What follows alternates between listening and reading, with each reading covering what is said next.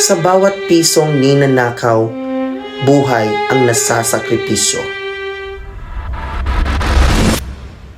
Araw-araw, milyon-milyong Pilipino ang nagsusumika, nagbabayad ng buwis, at umaasang ang perang ito ay babalik sa kanila bilang serbisyo, kaligtasan, at oportunidad.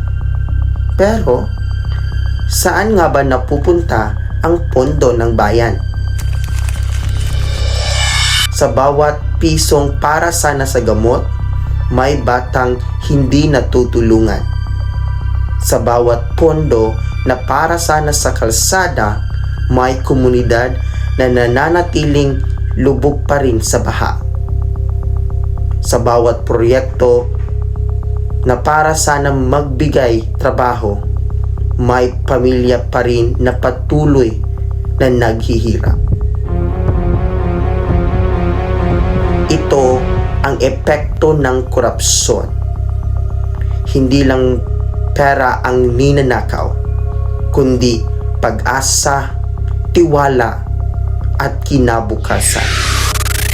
Hindi ito dapat magpatuloy. May magagawa tayo.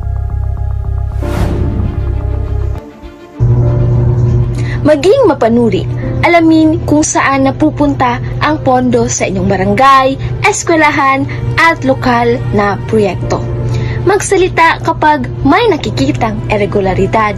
Suportahan ang mga leader na may tapat na integridad, hindi lang pangako. Ang laban kontra korupsyon hindi lang trabaho ng gobyerno, kundi responsibilidad nating lahat. Kung magtutulungan tayo, bawat pisong para sa bayan, babalik sa bayan. Tayo ang Pilipinas at ang tapat na gobyerno nagsisimula sa tapat na mamamayan. Isang paalala mula sa inyong public service announcement, Kaban ng Bayan, ating bantayan. Korupsyon, wakasan.